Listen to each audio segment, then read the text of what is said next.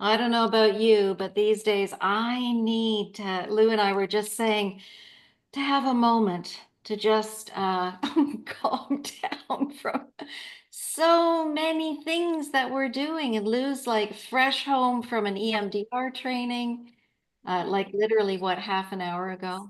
So let's just take a moment and begin to bring ourselves into the room, and maybe people can mute please if you're, yeah, that's great. Okay. So I can see people I know. This is so wonderful to have you all here. And just as we're beginning to come in, slow down a little bit and pause. And to really be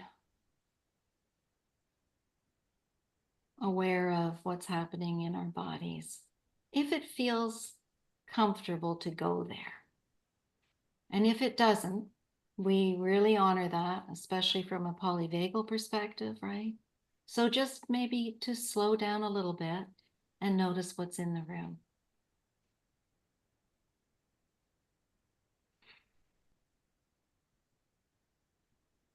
Maybe feel into your heart center, or feel your feet on the floor.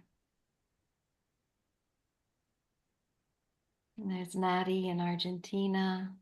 Hello, sweet Natty in Buenos Aires. Yeah. Just slowing down a little bit. Beautiful. You know, when we pause and begin to connect into our bodies, that's when we begin to be able to really touch into where we begin, where we start, where we live.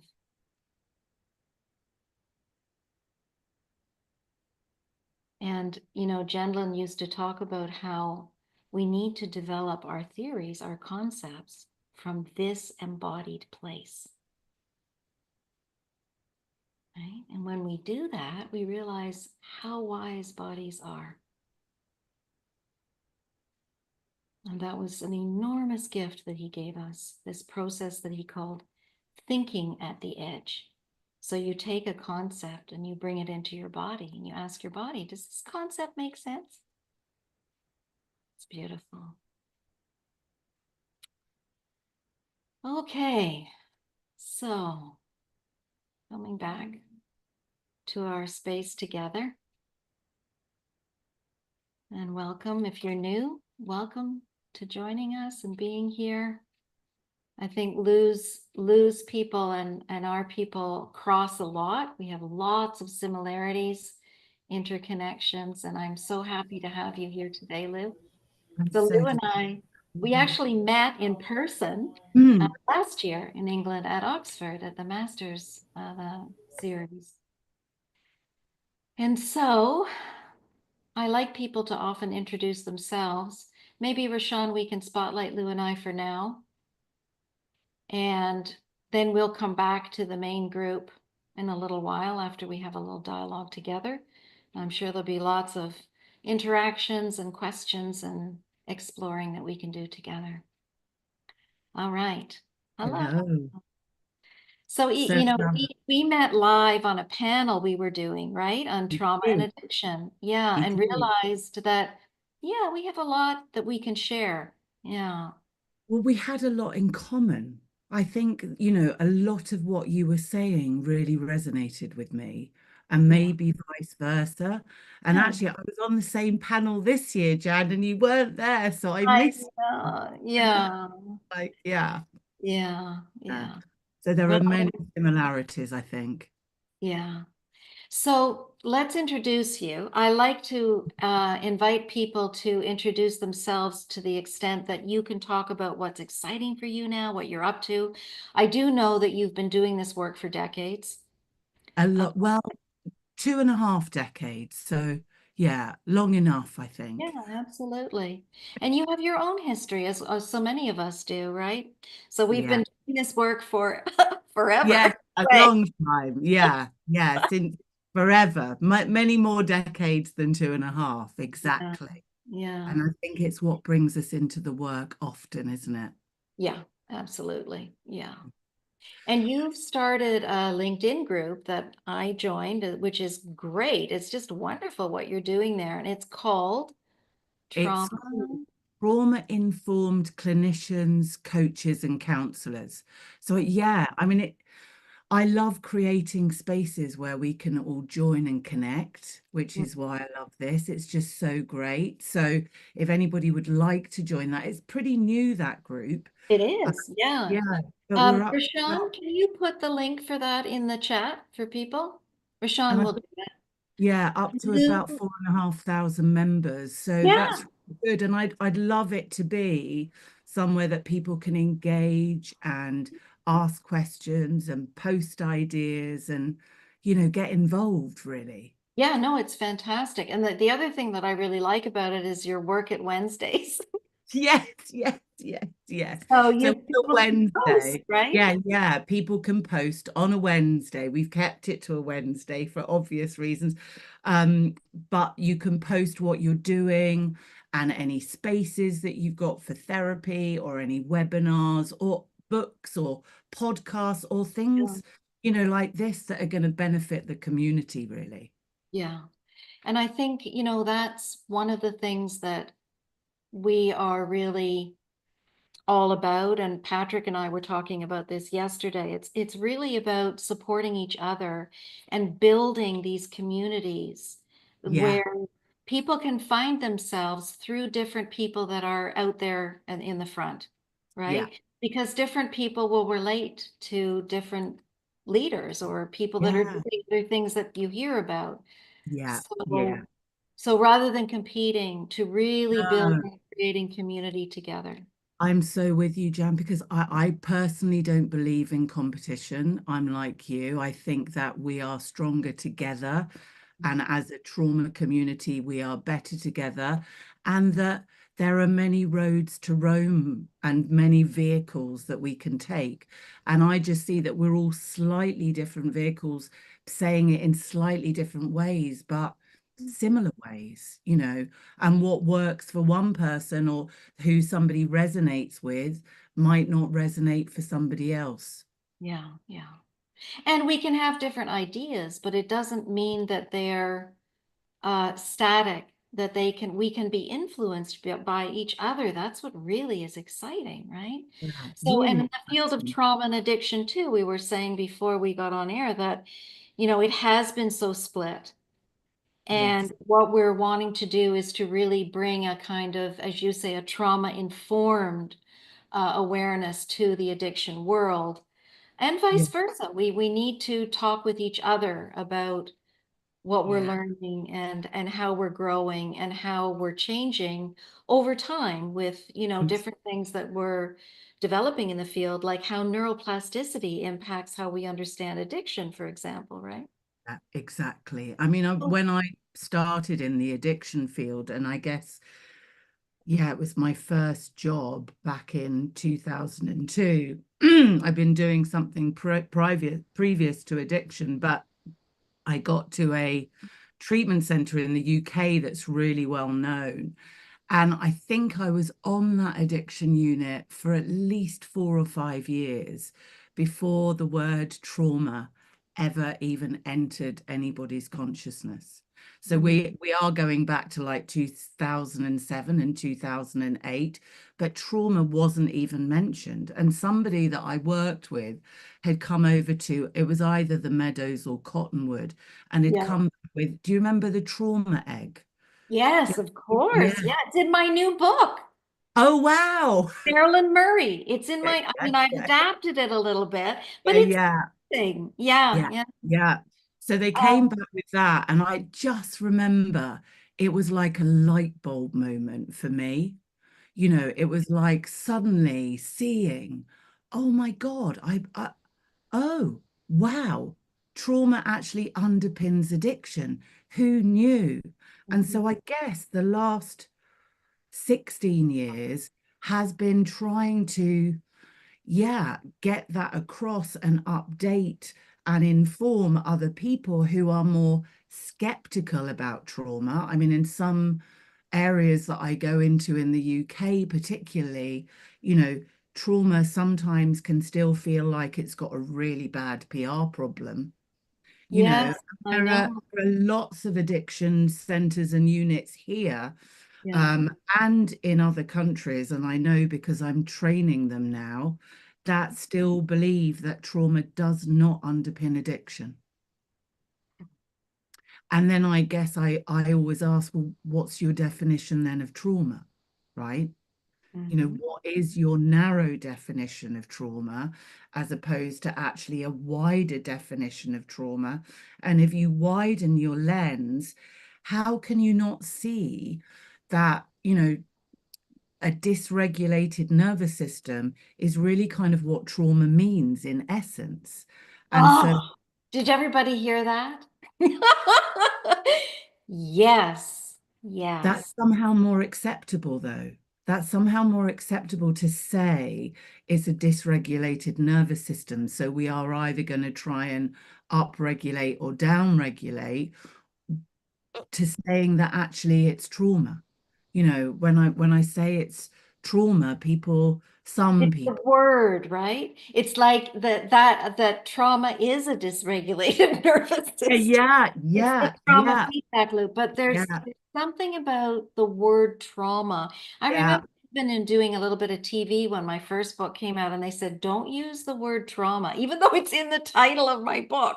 Seriously. No, did I tell you this is a joke? But seriously, I've done the chapter headings of the first book. I mean, other than the voyage, should be for me. Don't mention the word trauma. Yeah, that's a great title. Yeah, don't That's mention the the word title for your trauma. book. Yeah, yeah, Yeah. because Yeah. yeah, It's very, very yeah, true. Well, we're yeah. frightened, right? We're frightened by it. I think a lot of people still are. And so I guess I left the addiction treatment unit after about 10 years, where some people would be funneled in to do the trauma egg, and other people would be funneled into another group because guess what? They didn't have any trauma. I know we still have that here. We still have, they have a group that's for trauma survivors, and then this Yeah, group. I'm like, well, who are the other group? I know. So I just feel sorry for the other group because I don't know about you, but in the 10 years of listening to probably at least one life story, sometimes two a day, I never heard a story that didn't have some level of trauma in it. Well, and I think part of it too is how we are understanding trauma, right? We're Yeah, shifting yeah, from this old model of trauma is some big horrible thing that yeah, happened to you, one episode, into the complex trauma idea that lots of things can, I mean, you can feel dysregulated in your nervous system by living in a loving family who does not understand you and does not validate who you are as a human being. They may totally. love you, but they don't understand you. They don't get you. So they Yeah, can't really co-regulate with you. no, And no, that is traumatic for a little person. I And agree. it's so confusing because everything seems wonderful, right? But And it's not. yeah, but it's not exactly, exactly. So I think that I always think of trauma as four aspects. And I think I have to thank actually Mark Brain, who is an EMDR trainer in the UK, Mhm. who has interestingly also written an intergenerational EMDR protocol. Oh, that's brilliant. Yeah, Yeah. which is brilliant. So he talked about aspects years ago, and the kind of aspect one of the single event or the big event or the known what we think of as trauma, but Mhm. aspect two being the lack of mirroring, the lack of co-regulation, the lack of being seen or heard or neglect. It doesn't, it's the absence of something. And I think sometimes we miss the absence of things, the Yeah. neglect or the things that aren't there. And then he said the third aspect was the introjects of the parents, what our parents had not worked through yet. And then four, of course, is the intergenerational, but it's also the collective. Yes. So it's the soup that we grew up in, it's our friends, it's our environment, it's our socioeconomic background, it's whether we grew up in safety or in war. Or whether we grow up in a society that accepts us as normal and we Yeah, pass, or we, yeah, totally. so, Racism, sexism, homophobia, all of that is in the collective soup. And some people, sadly, as we know, have all four aspects. yes, absolutely. You Yeah. know, So I think this is really key, is that we need to be getting that message out of what is trauma. And yeah, Gabor, he speaks well about this too, I think, really well. yes, It comes from how you experience your world inside. And yeah, Lou, it goes back to the body. It's like if you are stuck in that trauma feedback loop, you're yeah. experiencing trauma. It doesn't matter what definition comes from the cortex. No, but then if you think about it, when did, and I know, I call him Gendlin, and I know it's not Yeah, Gendlin. Gendlin, G. Um, and I know that there are loads and loads of brilliant body psychotherapies out there, and sensory motor and somatic experiencing and everything else. But I don't know whether in my first decade or 15 years, the body was really mentioned in therapy, not nearly as much as it is now. And I think polyvagal also, I don't know what we did pre-polyvagal theory. I can't remember. A bit like I can't remember, what do we do before parts theories? So if you haven't got polyvagal and you haven't got parts, how do you, I can't work out how you then comprehend trauma and addiction anymore and the Yeah. importance of the body. Does that Yeah. make any sense? Yes, I mean, what we talked about a lot back then, like 45 years ago, was dissociation. We talked a lot Yeah. about dissociation, and we talked about multiple personality. Yeah. Um, that was really actually much more present then than it is now. Yeah. Things go, as Judith Herman talked about in trauma and recovery, these things go in fads. And Yeah. certain times a society can be more present and awake than other times when a whole culture dissociates. Yeah. But Yeah. she talked about the nervous system. Did she?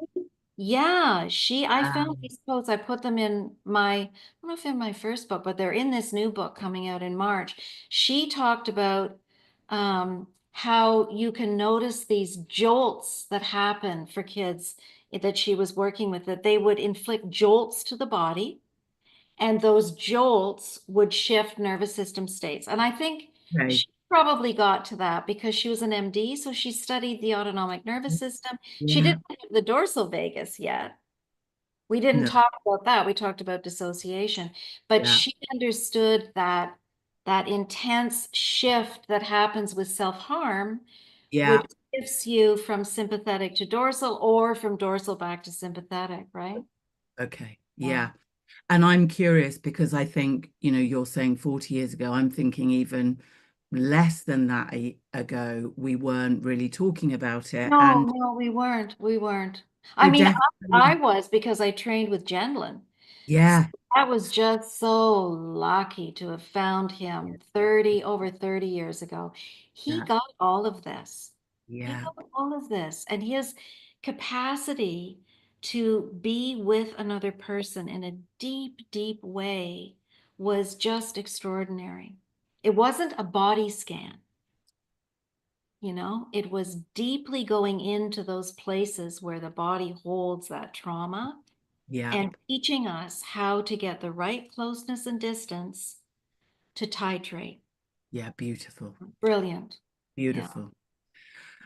The thing is, I don't know many treatment centers, if I'm honest, in my part of the world that are using polyvagal or nervous system education with No, science. it's still very, very new. It's Yeah.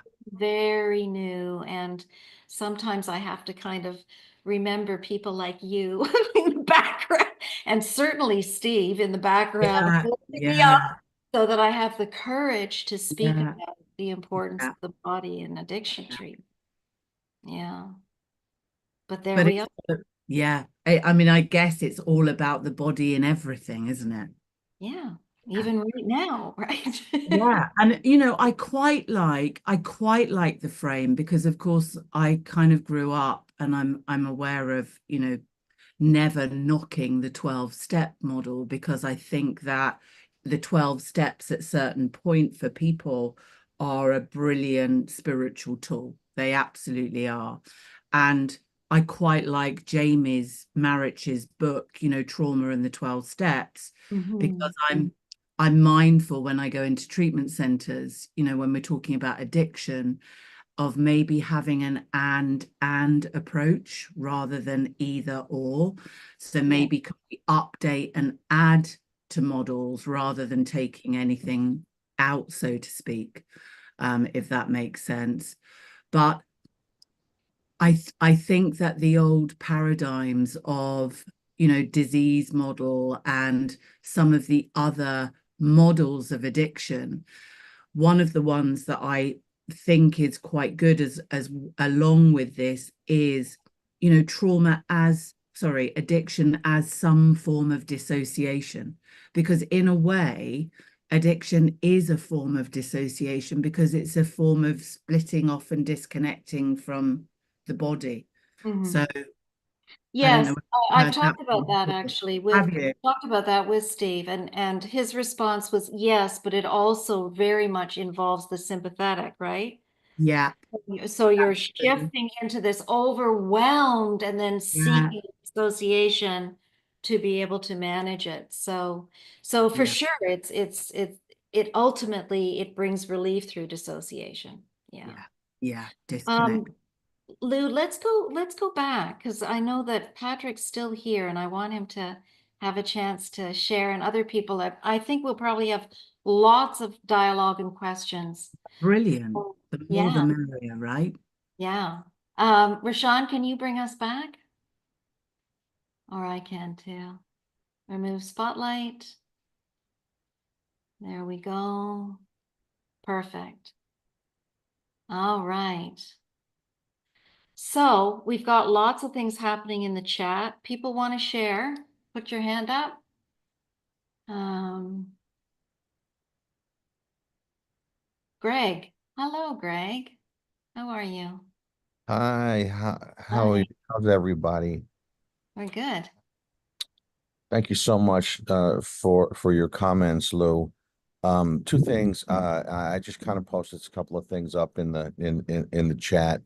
Okay. And what I've got a ton of experience in working first of all, going through 12-step programs as well as polyvagal theory and some of the felt step, somatic work. And I have a couple of points, one being that I like to discern between the 12-step model as a self-help program versus a treatment modality.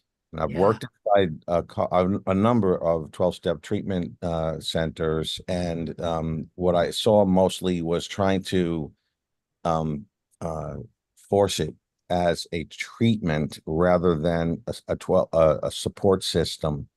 The yeah. other thing Brilliant that distinction. I just wanted to also point out was that, in my experience in working inside of treatment, once I got hip to polyvagal, I started testing the correlation between the form of the addiction and the dysregulation. So, for example, what I found was almost all of my clients that were addicted to things like meth and cocaine were Mhm. actually depressives, and they were stuck Yeah, in dorsal and trying yeah, to get themselves out of dorsal. And yeah, Right. those that were overwhelmed with hyperarousal, chronic hyperarousal, were taking things like weed or drinking alcohol or things that can bring them into more of a dorsal. And yeah, the only time I saw any variation from this, where there's a large number of people, particularly in recovery, I think, that have what I think it's called global high activation intensity, where they're hyper aroused and hypo aroused all the time. And so they're going back and forth between uppers and downers, which is, yeah. So just wanted to add that piece in. Yeah. I think that's I'd love to brilliant. hear your thoughts about that distinction between 12 steps as a support group versus bringing it in and making it a treatment modality. Yeah, brilliant points. Thanks, Greg. I completely concur with everything that you've just said. That's been my experience too.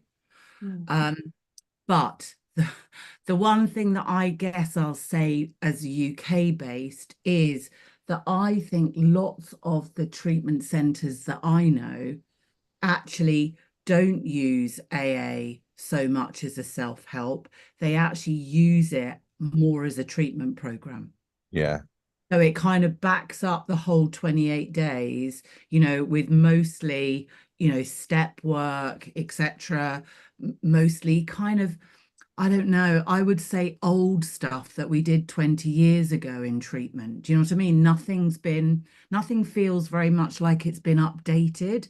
And I'm sure that's not the case in many treatment centres, but a lot of the ones that I know, it feels quite old school, if I'm honest, and as if it is very self-help AA treatment, and there is no room for polyvagal, nervous system, parts, addiction as a form of trauma. There's no looking at it in, and I've taught, listen, I've only been out to teach about 5 rehabs so far, my program, but many of them don't teach as addiction, or I would say anything else like eating disorders, etc., through the lens of trauma. So it's not a trauma-informed lens of viewing addiction still.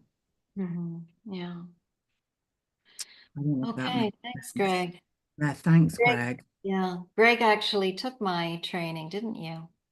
The Felt Sense Polyvagal training. Yeah. And I'm still integrating it. It's Yeah.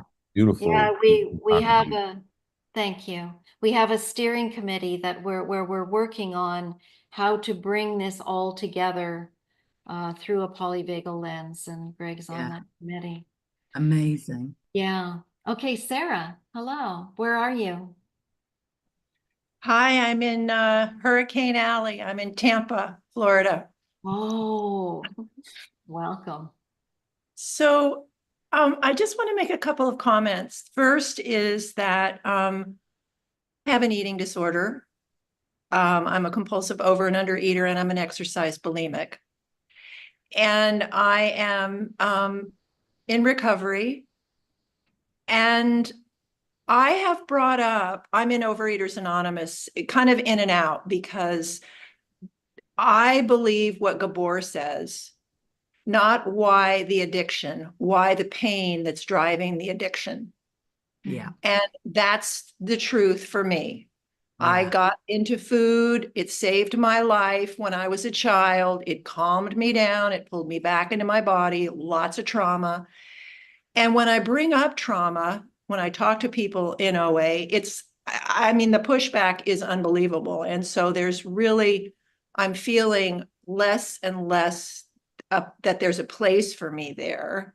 Yeah. And the other thing, you know, I spoke to somebody in OA, in a meeting, and I said, you know, I believe that this, for me, this was all trauma-based. And she goes, well, it's not for me. I was raised by the same mother and father, and none of my siblings are compulsive overeaters.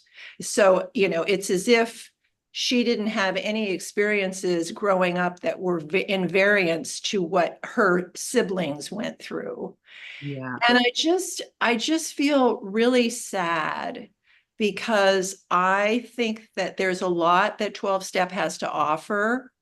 The program that I'm in is the Big Book of Alcoholics Anonymous, which is a very patriarchal, very Christian, very black and white way of thinking. And it doesn't work for me. And when I hear people talking about how selfish and self-centered they are, I just cringe and I want to cry. Yeah. Because it just feels like And I don't, I've had to pull away from this because it feels like another form of self-abuse to me. Yeah. Sarah, I'm so sorry, firstly, because I know what that feels like, and it's not something that your story is something that I've heard from lots of clients and lots of people and lots of friends before. It's helpful in some circumstances for a while, but unfortunately, the 12 steps is not trauma informed. It really isn't. As we all know, it was written 100 and however many years ago. The language of it.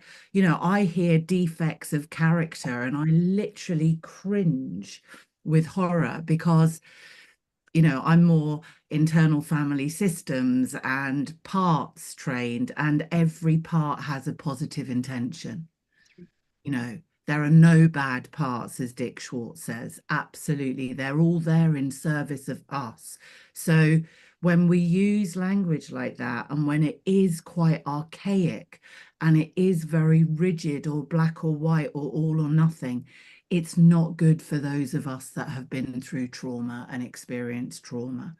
And I've kind of been thinking about, why is it that some people have such a difficulty when they are in an OA or FA or SLA or any of the 12 steps groups to say that I have more than my addiction? There is more going on than my addiction. And I think it's because, I think this is one of the reasons. There are many, and I'm sorry if this is slightly activating for anybody listening, but I think sometimes at the beginning, and I think with my own addictive processes, I was kind of okay to put down nicotine and alcohol and everything else that was a substance, because it was a kind of yes or no. I could either do it or I couldn't do it. But when I started to realize, oh my God, underpinning it actually was a bucket load of trauma, then it becomes a little bit more, oh, how do I deal with this? Like, I know how to deal with the addiction. I just don't drink anymore.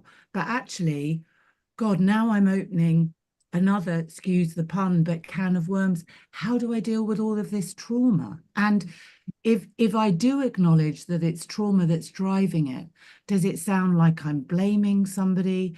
Do I know what the path is for healing? So I think there are so many people that are in recovery that have not got to the stage yet where they are willing to admit to themselves that actually trauma is the driver all along. Exactly. Yeah, and for me, it's been really interesting because I know that when the shit hits the fan, so to speak, in my life now, for all my life, I turned to food. Yeah. And I turned to exercise so that I didn't have to wear it. Yeah. And so I hear people in programs say, well, I'm having food thoughts. It's like, shit. So what? Yeah. Yeah. And it doesn't mean you're going to pick it up.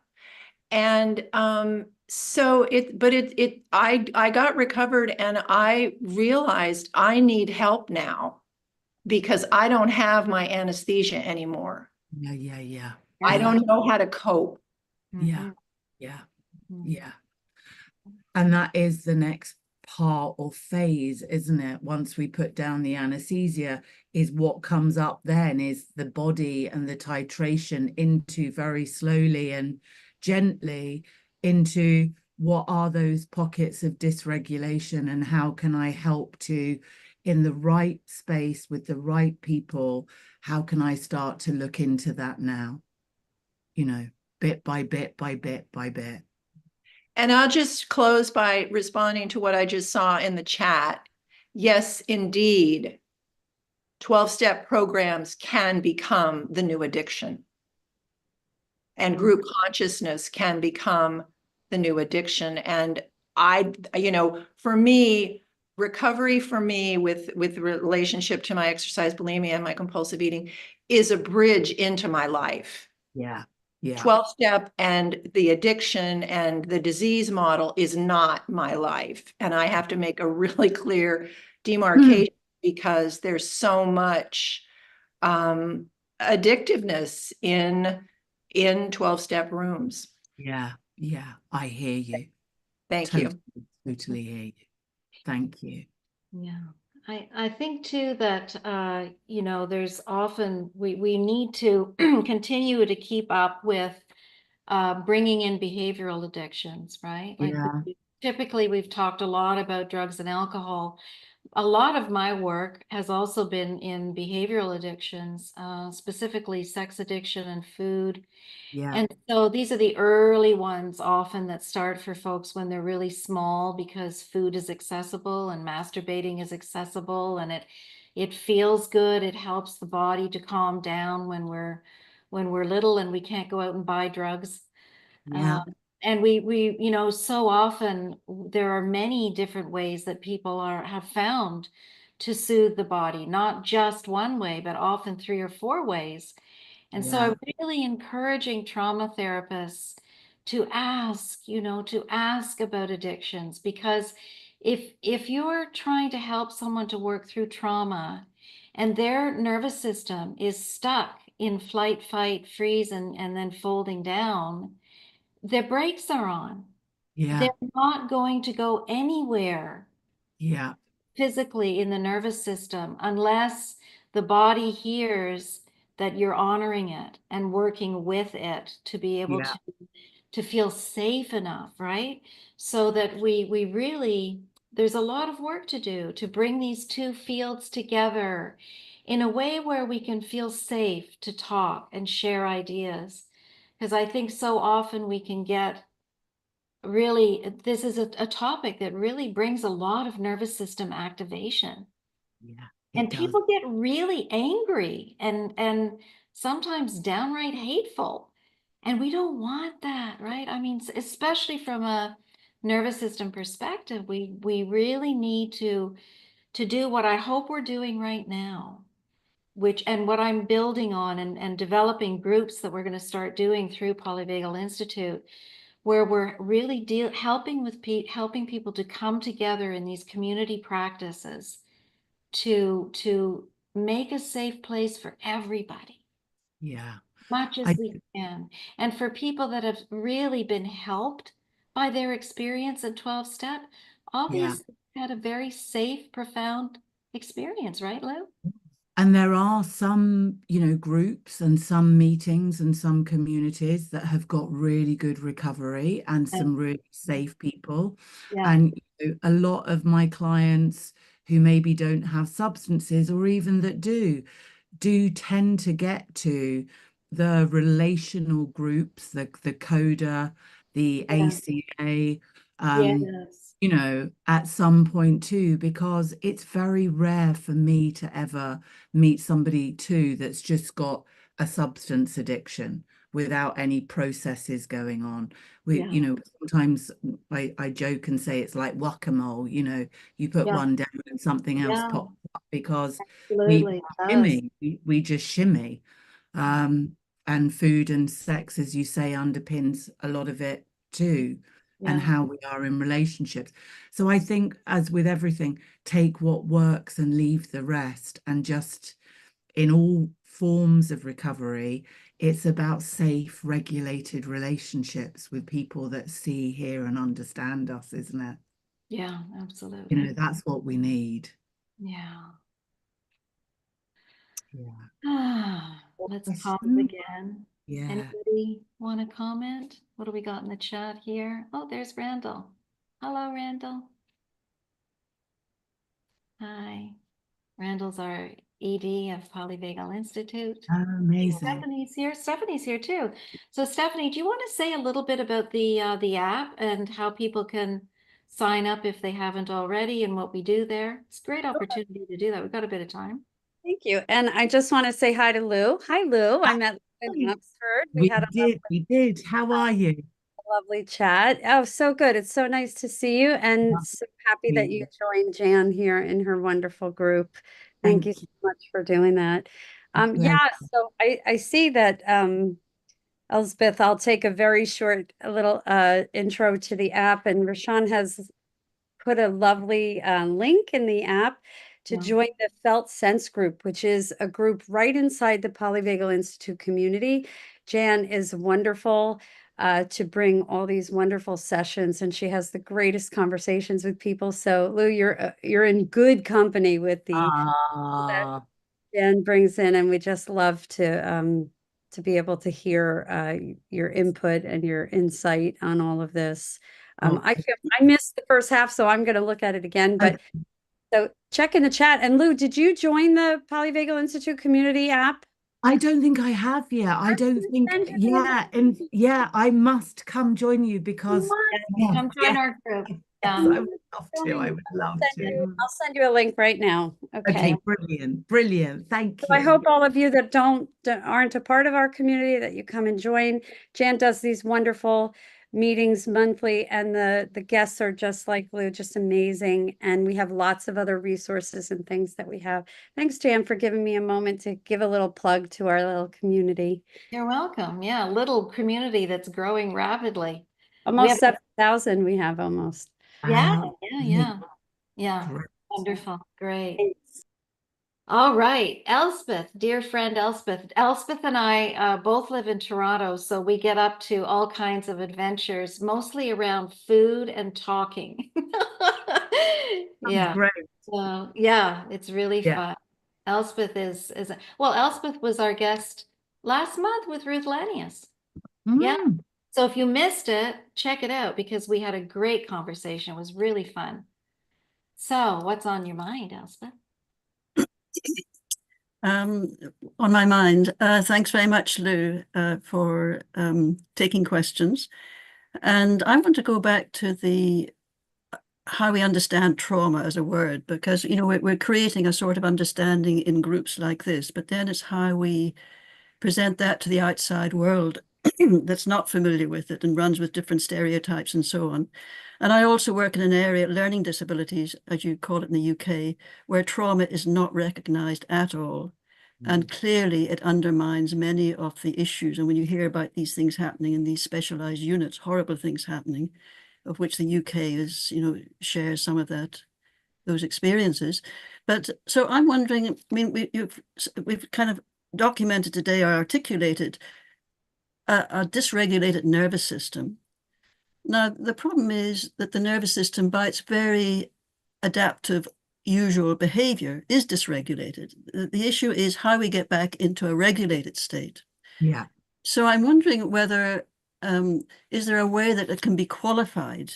And I was thinking, well, do we qualify the trauma as, you know, unresolved trauma, but then it becomes stigmatizing. So do we qualify the dysregulated nervous system into something like, you know, a nervous system that hasn't processed, or a unresolved nervous system, but somehow to qualify the dysregulated nervous system as being beyond the usual. But then we get into stigma again, because then we get into pathology. So it's a very hard area, but it's somehow to be able to qualify the trauma, because trauma is part of our everyday lives.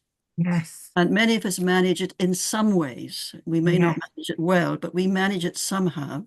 Yes. And from time to time, we're completely, you know, devastated by it. But I'm just wondering, and it may be the beginning of a conversation, but I'm just wondering how we can qualify it so that we accept trauma as a challenge in our everyday lives, but it's when we're not able to work with it to an adaptive way, both for ourselves and for others, that it becomes a problem.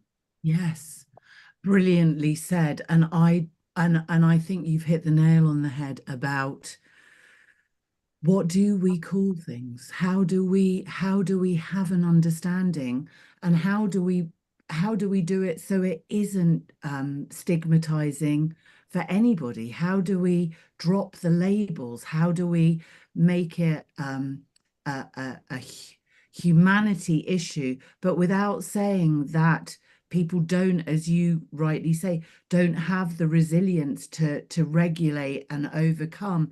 So it's a minefield. Well, I think the way we do that is we go back to the body. Okay. Back to understanding that when the body is in this trauma feedback loop of dysregulation, to the extent that we're not experiencing enough of that ventral energy, that ventral presence in the body, and that we're stuck then in this neuroplastic paradox.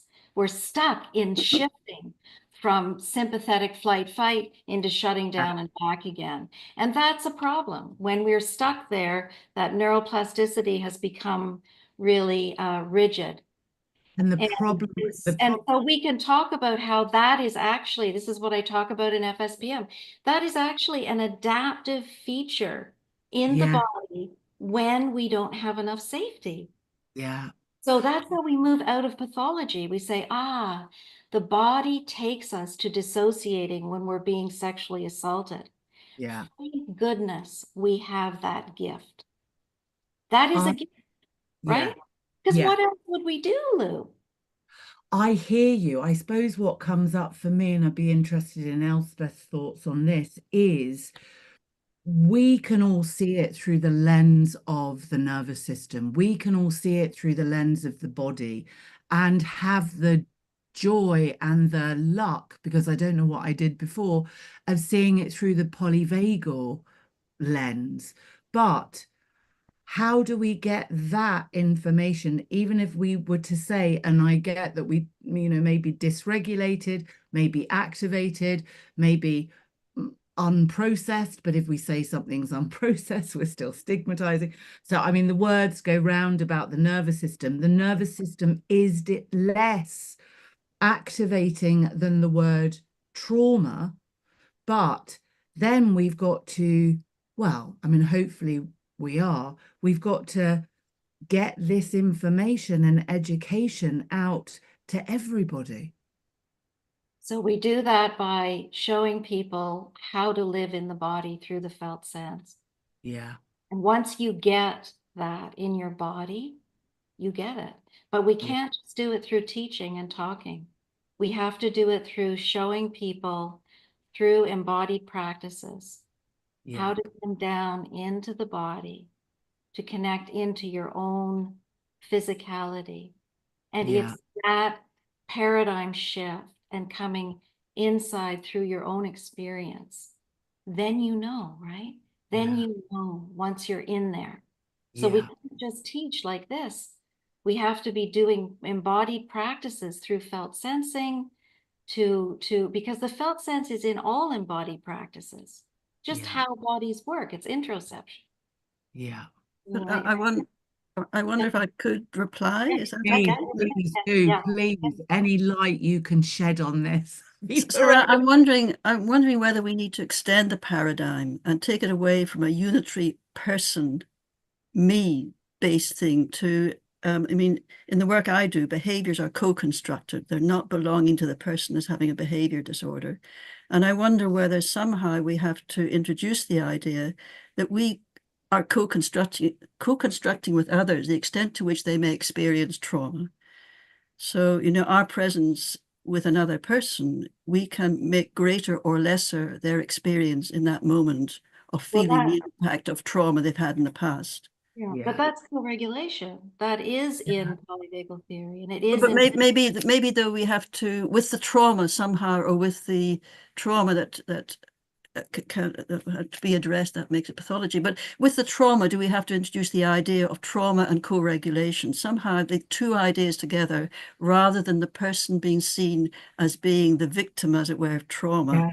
We also have a part to play in how that person experiences that. And this is, the context tells the story, right? This is again polyvagal theory. You have to understand the context in which this behavior is occurring that you describe so beautifully, Elspeth. How we see behaviors as maladaptive, but when we understand the context, we see them as adaptive, right? So trauma in context then, how about that? Yes, the context tells the story. Beautiful. We have another question. Is it Anna Maria? Hello, what a beautiful background. Thank you. Thank you so much. I'm so happy to be here. It's my first call with you. I'm calling in from Colombia. I live Oh, beautiful. 2 hours away from Bogota in an intentional community. I'm a coach and facing some very painful addiction with my cousin, who is bringing to our attention this painful dynamic. And as a coach, I also like to have more tools to support, first of all, myself and my clients. I don't think any of us are immune to some kind of addiction. And my question is, what could you both tell me to really get in an embodied way that the only way to work with addiction is through the body? I get it intellectually, but I'd like to understand it more somatically, I guess. Jan, do you want to go first or shall I? Go ahead. It's your time, then I'll comment. Okay, so how do we work with addiction through the body? Let me tell you how I do my process. So how I think about addiction and how I think about the journey to embodiment is that it's on a spectrum, and it's on a continuum. So dissociation and disconnection is one end, full embodiment for me is the other.